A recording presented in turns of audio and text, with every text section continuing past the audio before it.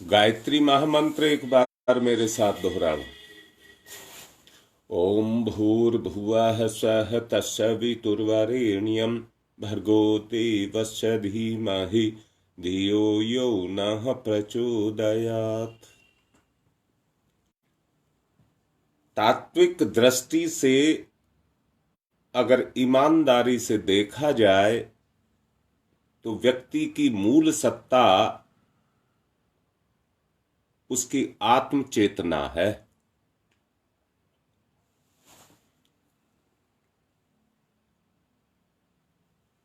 व्यक्ति जो पोषण कर रहा है वो अपने मन का कर रहा है।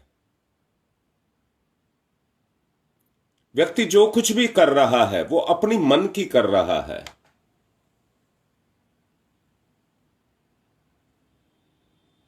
आपको बताया गया है पेड़ के पत्तों को देख करके पेड़ की खेती की स्थिति का पता लगाया जाता है।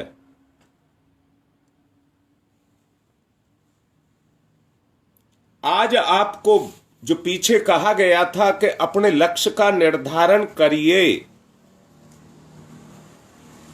जो लक्ष्य के निर्धारण की बात कही थी वो इसलिए ही कही थी कि आप कहां पर हैं।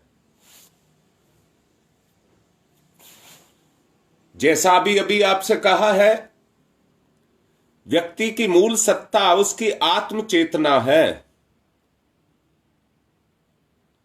हम मन का, तन का, सांसारिक भोगों का, विलासों का उनके माध्यम से अपनी पूर्ति कर रहे हैं।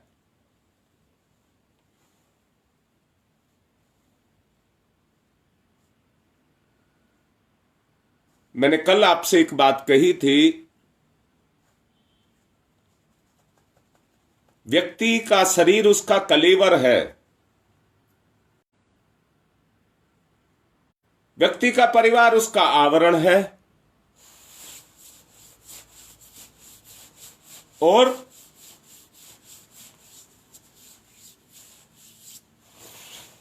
जो वैभव है वो उसका श्रृंगार है।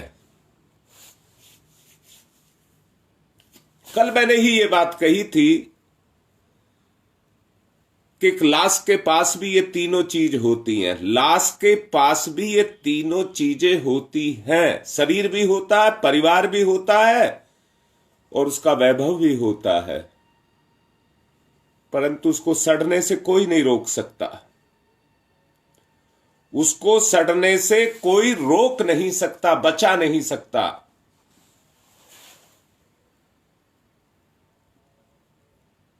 ये कड़वी सच्चाई है।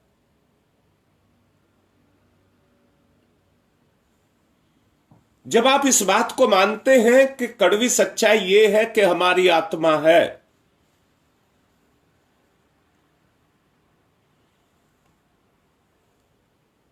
कल मेरे से एक प्यारा सा बच्चा मेरे से एक बात कर रहा था, प्रयास तो बहुत कर रहे हैं,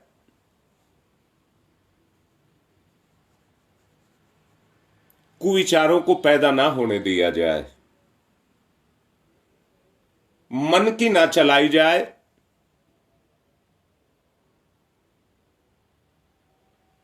अंतरात्मा के उन गुणों को जगाया जाए,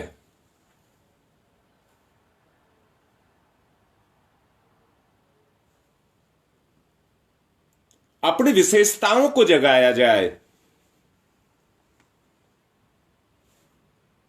परंतु करें क्या? सुबेरे सुबेरे पूरे दिन की योजना बना करके उठते हैं कि ये करेंगे, ये करेंगे, ये करेंगे,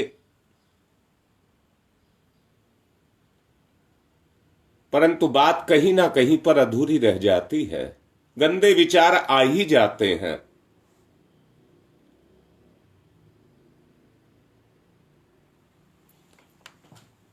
अब बात को कुछ इस तरह से समझा जाए,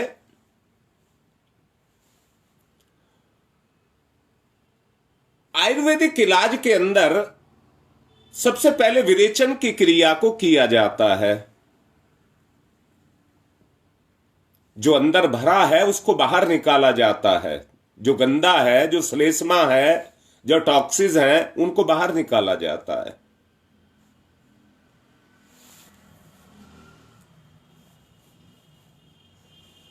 मैंने ही आपसे कहा था सूरज उगेगा तो अंधेरा टिकेगा नहीं।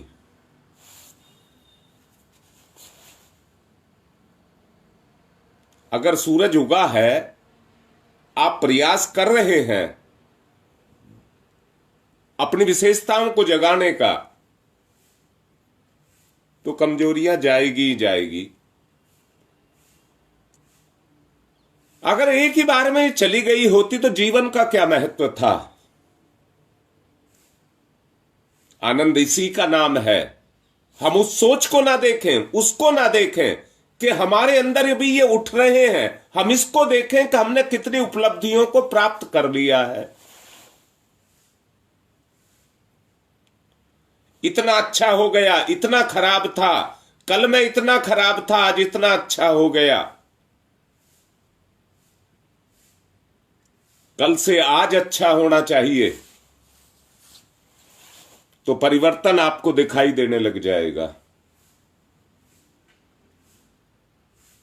अगर आप ये देखेंगे कि ये बुराई है, ये बुराई है, तो फिर आप उसी मार्ग पर चले जाएंगे।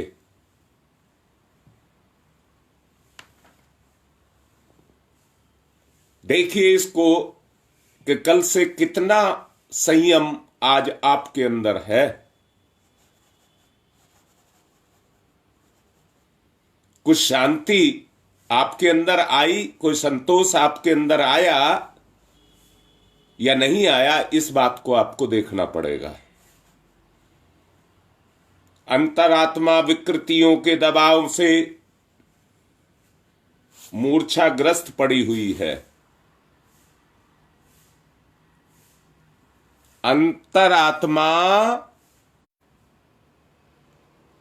विकृतियों के प्रभाव से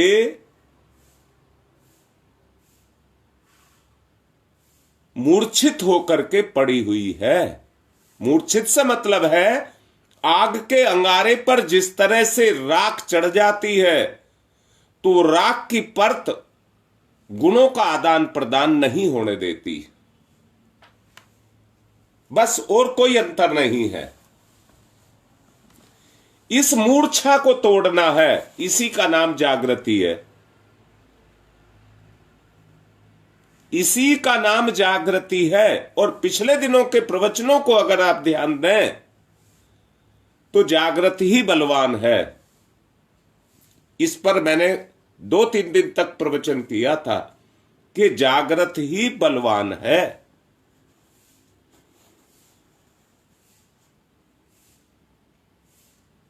जीवन में प्रफुल्लता के दर्शन आपको होंगे। कहना मानना मेरा, जीवन में आपको प्रफुल्लता के दर्शन होंगे, अर्थात उमंगे, तरंगे, उचंग, ललक, ये सब आपके अंदर पैदा होंगी। कुछ कर गुजरने का मादा आपके अंदर पैदा होगा। निराशा, झुंझलाहट, अशांति, उद्विग्नता, ये चीजें आपके अंदर से चली जाएंगी, आपके जीवन को छोड़ जाएंगी। सहजता का गुण आपके जीवन में आ जाएगा। मुझे बताओ, आशावादी बनिए पहले। मुझे बताओ, जिस स्तर पर आज आप चल रहे हैं, अपने प्रयास को कर रहे हैं, गुप्त रूप से अपने प्रयास को कर रहे हैं, ईमानदारी से बताइए, लिखिए, आपके अंदर परिवर्तन आएगा नहीं आएगा? आपकी कमियां मिटेंगी या नहीं मिटेंगी? मैं दावे से कह रहा हूं, साथ लेकर के चलेंगे तो कमियों का अंत आएगा।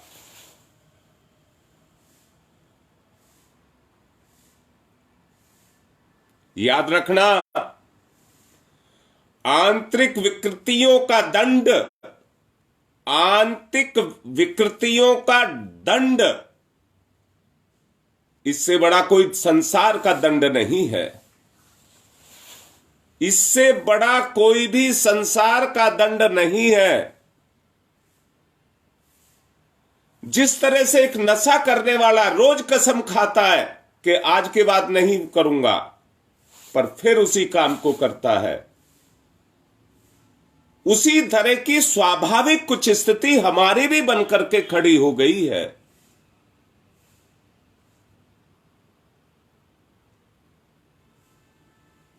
हाँ बेटा, देख लीजिए सब। बिटिया लिख रही है आंखों में और घुटनों में उसको बहुत फायदा हुआ है, और दवाई चाहिए तो हम देंगे बेटा, जिसको जो चाहिए देंगे, कहना मानिए बस।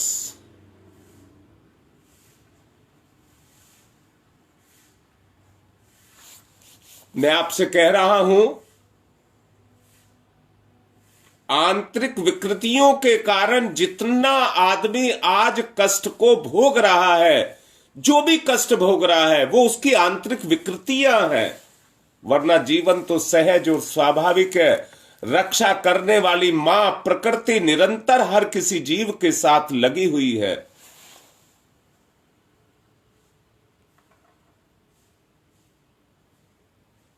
हां बेटा, कमियां प्रवाह के रूप में हमारी उमंग के अंदर दौड़ती है, हमारी उमंग के अंदर दौड़ती है, हम में ललक पैदा करती है, ललक पैदा करती है।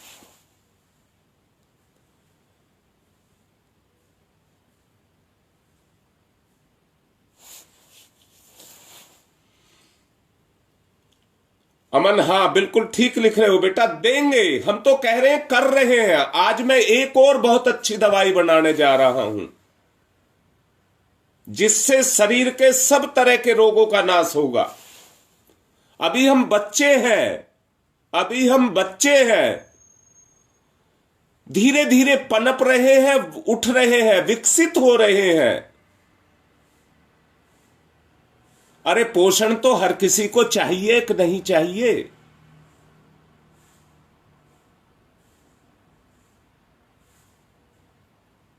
हम एक दूसरे के पोषक हैं।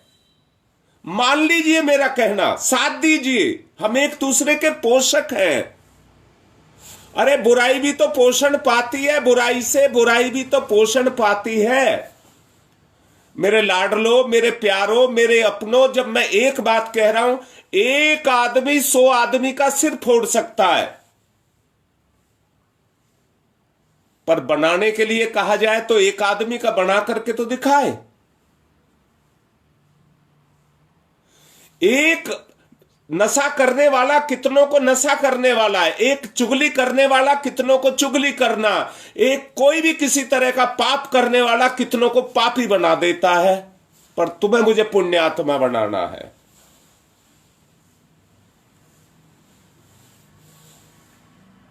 अंदर से पोषण करना है, अंदर से पोषण करना है। आओ मिलकर के सहयोग करो।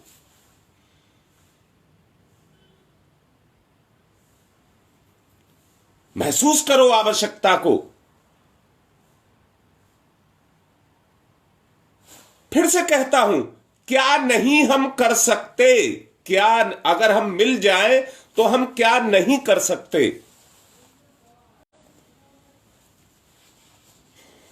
अच्छा सच बताओ, सब बताओ, सबसे कह रहा हूं मैं, बात करो मेरे से।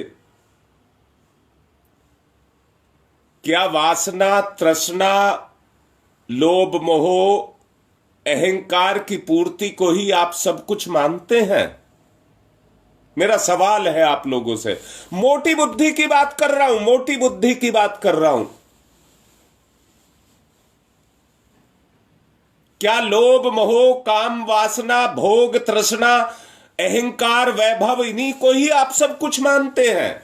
मैंने अभी कहा है कुछ देर पहले, लाश के पास में शरीर भी है, लाश के पास में परिवार भी है, लाश के पास में वैभव भी है। रोक के दिखाओ कोई उसे सड़ने से।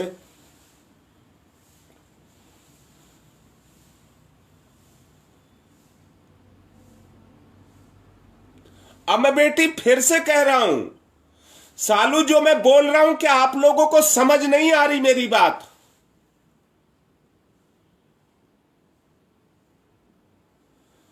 इन विकृतियों को निकालना पड़ेगा जो हमारी चेतना में आकर के घुस गई है। बस सारा अध्यात्म यही है।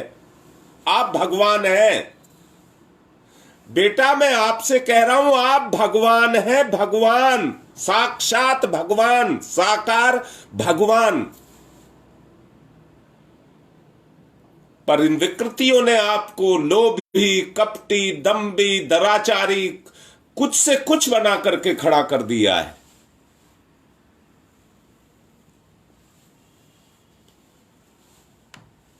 बचा लो अपने परिवार को, आपकी आंखों के सामने मर रहा है, बचा लो। अरे अपने लिए नहीं कर सकते तो आपको अपना परिवार नहीं दिख रहा क्या? क्या आप अपने बच्चों को लोभी, कपटी, दंभी, दुराचारी, पाखंडी, वासना, भोग इनमें लिप्त करना चाहोगे? मैं ये मान लूं आप नहीं मान रहे मेरी बात, पर मैं दूसरी तरफ कह रहा हूं, क्या अपने परिवार का सत्यानाश होता देखना चाहोगे?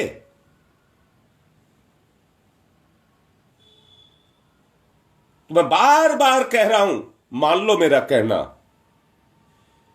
और कोई तरीका नहीं है, वरना अंत है, सड़ेगा, और कोई तरीका नहीं है। पशु प्रजनन तक सीमित हो रह जाते हैं, मानसिक रूप से प्रजनन तक सीमित रह जाते हैं, परंतु मर्यादित रहते हैं। पेट भरने तक होते हैं, उनमें भी मर्यादित होते हैं। परंतु इस इंसान का क्या करें?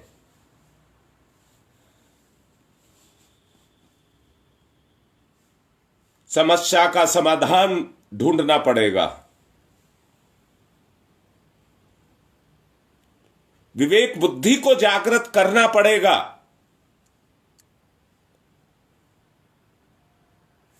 विवेक बुद्धि को जागृत करना पड़ेगा, तभी आपको सच्चाई दिखाई देगी। मैंने कल भी बोला था, आग जो जलती है उसमें प्रकाश होता है, मैं नहीं मना कर रहा इस बात को, परंतु उसमें गर्मी भी होती है। यह उसका साकार रूप है, परंतु उसका एक निराकार रूप भी है। ये आंख तो आपको दिखती है, ये तो संसार के पंच भौतिक तत्वों को दिखाती है। अंतर्दृष्टि को जगाना पड़ेगा, अंतर्दृष्टि को जगाना पड़ेगा, नहीं तो कुछ नहीं होगा, कुछ भी नहीं होगा, इसी में उलझे रह जाओगे।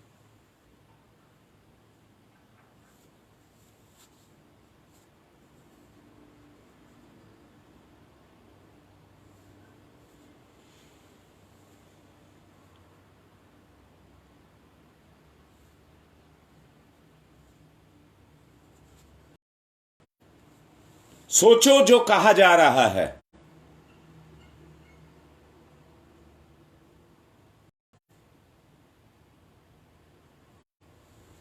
हां बेटा कुसुम, सब फायदा करेंगी। जो रास्ता सबको दिया जा रहा है उसमें सबको लाभ होगा, जो कर रहे हैं उनको लाभ होगा। और मैं कह भी रहा हूं, जो गुप्त अनुष्ठान हो रहा है उसका भी लाभ हो रहा है। पर स्थिति यह है कि वो क्लास में जिस तरह से बोलने के लिए कोई तैयार नहीं होता, अपनी गर्दन झुका करके बैठे रहते हैं, स्थिति वो ही पैदा हो रही है। वो जो मैंने अभी कहा ना, आग के अंगारे को जकड़ करके रखा हुआ है लोभ मोह ने, हम जकड़े हुए पड़े हुए हैं, उस जकड़न को हमको तोड़ना पड़ेगा। बोलो, मैं यही कह रहा हूं, मुंह खुलेगा तो अंदर का बाहर निकलेगा, अंदर का बाहर। अरे कुछ तो बात करोगे, क्या तुम चुप रहते हो? तुम्हारा मन चुप रहता है क्या? इस जकड़न को हटाओ, बड़ा गंभीरता के साथ विचार करिए। अगर इस जकड़न को तोड़ना है तो स्वाध्याय भी आपको करना पड़ेगा, स्वाध्याय भी आपको करना पड़ेगा। मैंने पीछे बताया था, एक बिटिया 7-8 साल से हमारे साथ जुड़ी हुई है, डॉक्टर है। मैं उसको समझाता रहा, परंतु मेरी बातों पर हंसती थी। एक दिन भागवत मांगी तो मैंने भागवत के साथ गायत्री महाविज्ञान और दे दिया। पढ़ करके मेरे से झगड़ा करने लगी, गुरुदेव ये तुमने पहले क्यों नहीं मुझे दिया था। अरे जागृति आ गई उसमें। अब तो वो एक दिन नहीं मानती, रोज बात करती है, बताओ मुझे इसका बताओ, रोज बात करती है, उसे बोलना आ गया। अब तो वो ये कहती है तुमने पहले क्यों नहीं किया था। ये कुछ भी कहती है, वो तो कहती है दंड देते मुझे, थप्पड़ मारते मेरे। परंतु सच बताओ, क्या मैं ऐसा कर सकता था?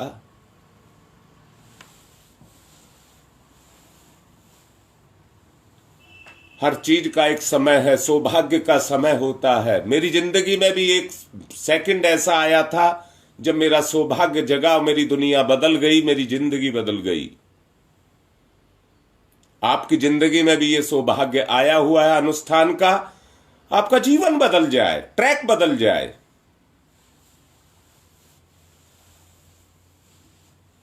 मैंने ही कहा था, कथा कीर्तन स्वाध्याय जब पूजा प्रार्थना ये सब पत्ते सींचने के साधन है, मूल को सींचने के साधन नहीं है। मूल तभी आप सींचेंगे जब आपके पास आपका लक्ष्य होगा।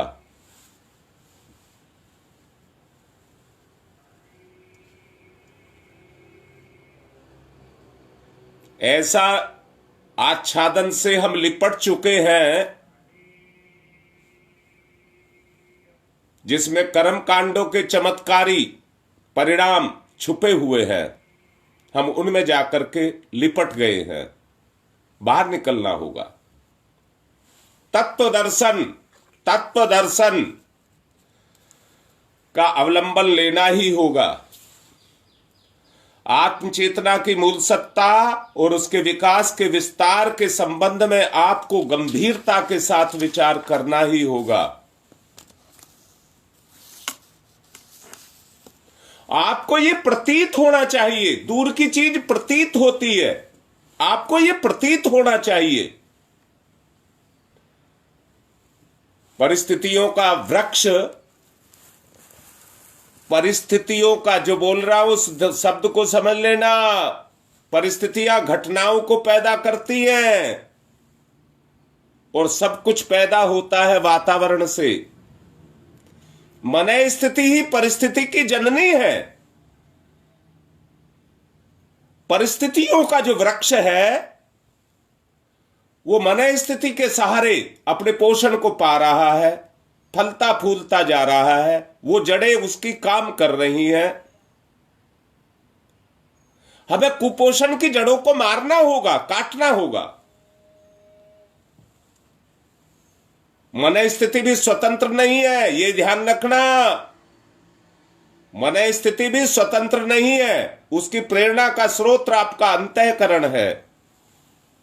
पाप की जड़ें आपके अंतःकरण तक फैल चुकी हैं। ऊपर से काट देने से वो जड़ें फिर पोषण पा जाती हैं।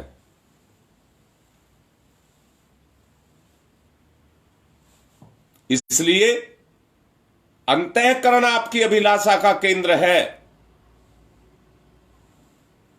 आकांक्षाएं उठती हैं तो साधन भी जुटते हैं, साधन जुटते हैं तो समाधान भी निकलते हैं।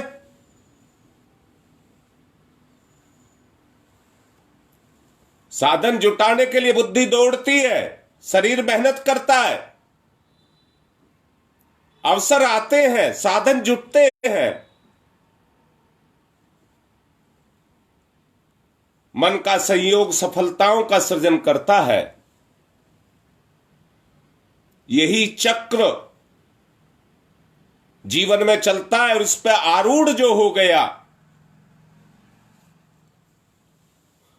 वो लोग खुद तो ऊंचे उठते ही हैं पर अपने साथ गिरोहों को भी ऊंचा उठा देते हैं।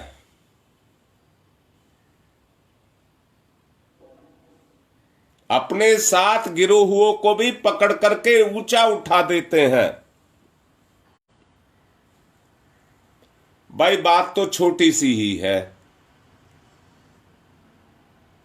जितने दिन आप सुनते रहोगे मैं सुनाता रहूंगा, बात तो छोटी सी ही है और अत्यंत महत्वपूर्ण भी है और रहस्यमय भी है। आत्म विद्या, अध्यात्म विद्या, ब्रह्म विद्या, इसका विकास, इसका विशाल सरंजाम छोटे से तथ्य में छुपा हुआ है। अगर आपको उसको आपने हृदयंगम करने के लिए अपने हृदय को खड़ा कर लिया तो काम बन जाएगा। एक बात जरूर कहूंगा, भौतिकवाद अध्यात्मवाद का विरोधी है, परंतु अध्यात्मवाद भौतिकवाद का विरोधी नहीं है।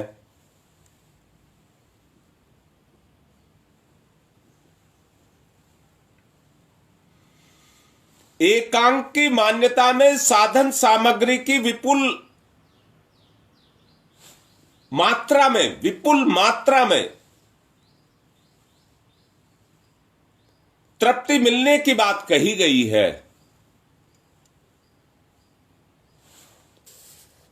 परंतु मैंने तो आज तक देखा नहीं है कोई तृप्त हो गया हो। मैंने नहीं देखा कोई तृप्त हो गया हो। बड़े बड़े उद्योगपति जो आपके जीवन काल में ही कहीं बहुत छोटे से थे और बढ़ते बढ़ते आज कितने बड़े वो हो गए हैं, परंतु उनके मन की तृष्णा नहीं गई। उनके मन की तृष्णा नहीं गई। आज वो पानी से लगा करके, मिट्टी से लगा करके सोना तक बेच रहे हैं। सब क्षेत्रों में बढ़ते चले जा रहे हैं। मैंने अभी कहा भौतिकवाद अध्यात्मवाद का प्रतिद्वंदी है, विरोधी है, परंतु अध्यात्म भौतिकवाद का प्रतिद्वंदी नहीं है।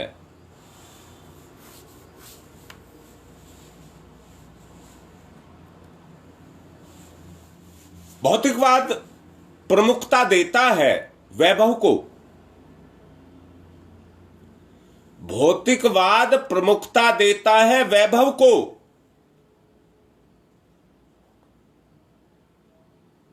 परंतु दोनों को पोषण देने वाली भौतिकवाद और अध्यात्मवाद, दोनों को पोषण देने वाली आपकी एक ही आत्मसत्ता है।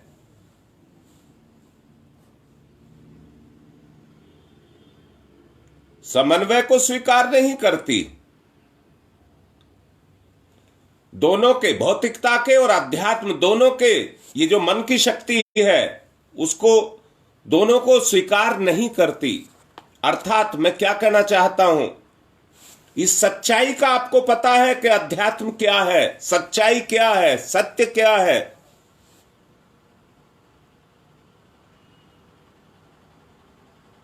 परंतु मन उसको स्वीकार कहां कर रहा है। अभी देखो, एक सेकंड नहीं लगता, पलक झपकते के साथ ही बुराई को पकड़ता है, उसमें रस लेता है, उसको चाहता है, हृदय से हृदयंगम करना चाहता है।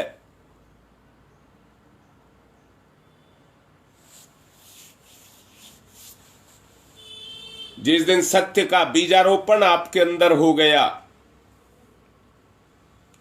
आपने अपने आप को कसौटी पर कस करके देखिए, अपने आप को आप अपने आप ही कसौटी पर कस के देखिए। भौतिकता की प्रमुखता आपके लिए अपने आप ही आप गलत सिद्ध कर देंगे। भौतिकता की प्रमुखता को आप की अंतर चेतना अपने आप ही अस्वीकार कर देगी, क्योंकि दुर्गुणी जो संपत्ति वालों के पास जो वैभव है या जो उनके पास सुख के साधन है, वो उन्हें प्रसन्नता नहीं देते, उद्विग्नता देते हैं। भाई मैं तो अपनी निजी बात कह रहा हूं। मैं तो जब आप लोगों के बीच में जाकर के बैठ जाता हूं तो मन ही नहीं करता आपको छोड़ने का। जो संतोष, जो आनंद आप लोगों के बीच में आकर के मिलता है, वो कहीं नहीं मिलता।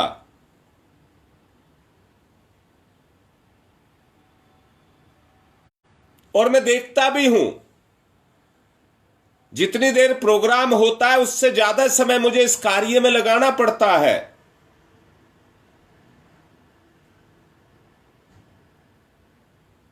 मैं भी चाहता हूं और आप लोग भी चाहते हैं ज्यादा से ज्यादा हम साथ साथ रहें।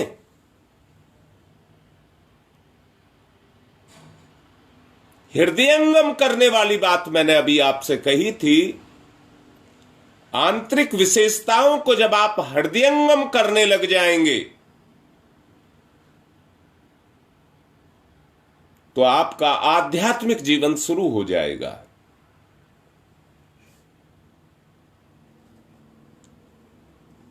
सद्भाव, संपन्नता, सज्जनता,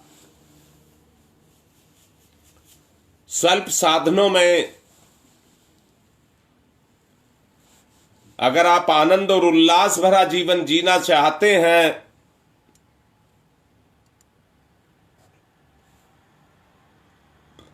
तो यह संभव दिखता है।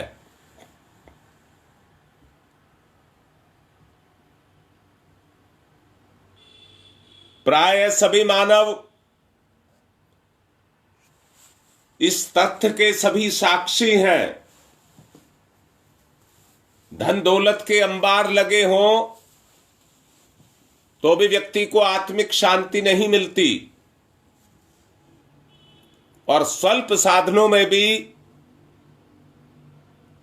व्यक्ति उस आनंद को प्राप्त करता है। आत्मसत्ता को विकसित करना पड़ेगा, सुसंस्कृत करना पड़ेगा।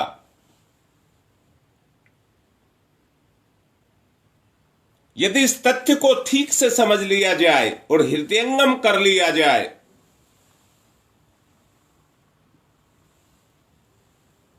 और इस पर अपने आचरण को किया जाए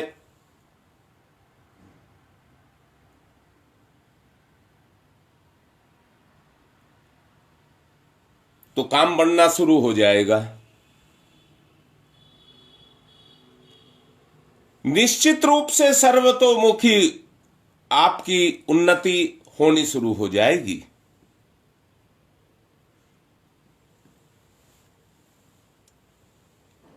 आपकी प्रगति का द्वार खुलना शुरू हो जाएगा।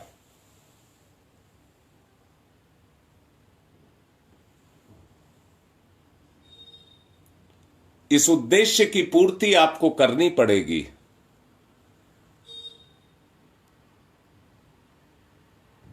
इसके लिए साधनात्मक रूप में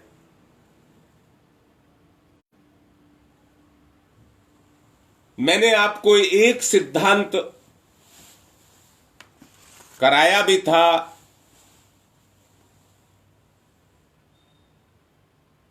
उसको कहा था आत्म समीक्षा।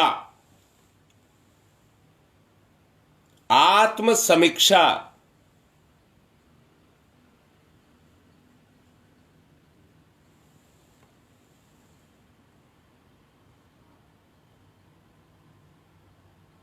कोशिश कहूंगा करें आप अपने दैनिक जीवन को, आज के जीवन को पूरी तरह से अपनी आत्म समीक्षा करिए।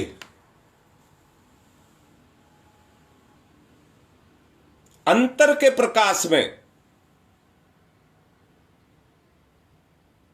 अंतर के प्रकाश में अपनी आत्म समीक्षा करिए। अंतर की ज्योति जलेगी तो आपको अपनी सच्चाई नजर आएगी।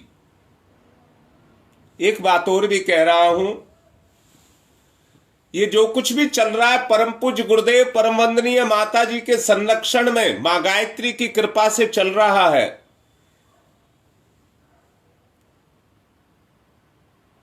मैंने ही आपसे कहा था, जब मां अपने छोटे से बच्चे को उल्टी पलटी मारते हुए देखती है तो बड़ी खुश होती है, और जब वो उठ करके घुटनों के बल चलने लग जाता है तो कितनी खुशी होती है। वो अपनी उंगली पकड़ा करके उसको खड़ा कर देती है,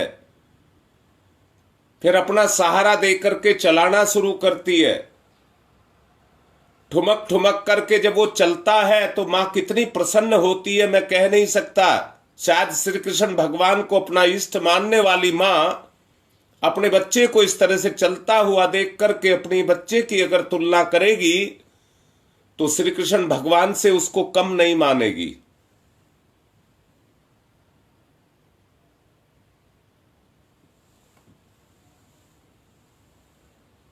अपना सहारा देख करके उसको खड़ी करती है, उसको चलाती है। मुझे पक्का विश्वास है, पक्का विश्वास, हमारी आराध्य सत्ता, हमारी गुरु सत्ता निश्चित रूप से हमें खड़ा करेगी। आत्म समीक्षा करिए पहले। उंगली पकड़ा करके चलाने का, छुपे हुए हमारे कमजोरियों को मिटाने का, जीवन में सैद्धांतिक रूप से चलने का मौका सबको मिलेगा। अवसर का लाभ उठाओ, अवसर का लाभ उठाओ। आप करेंगे, आज मैं आपको कह रहा हूं, और ये भी साथ में कह रहा हूं कि कल आप जवाब दें। आज करें, कल जवाब दें। आत्म समीक्षा करिए। कल इसी बारे में चर्चा करूंगा, आज आप करिए। समय हो चुका है, आज की बात को यहीं विराम दे रहा हूं। बहुत उम्मीद मेरी आप लोगों से है, बहुत उम्मीद। अगर मेरी ताकत है तो मेरे साधन मेरी ताकत नहीं है, मेरी ताकत आप ही है। मैं सपने देखता हूं। क्या सपने देखता हूं? राम मूर्ति को ये बनाऊंगा, प्रिया को ये बनाऊंगा, कुसुम को ये बनाऊंगा, फलाने को ये बनाऊंगा। ये सोचता रहता हूं ये बनाऊंगा, परंतु नहीं पता क्या बना पाऊंगा, मुझे नहीं पता है। आशा कर रहा हूं, आशा लगा करके रखी हुई है कि ये बनाऊंगा।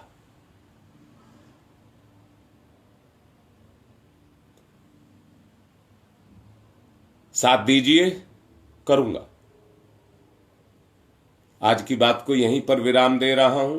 ओम शांति ही शांति ही शांति ही।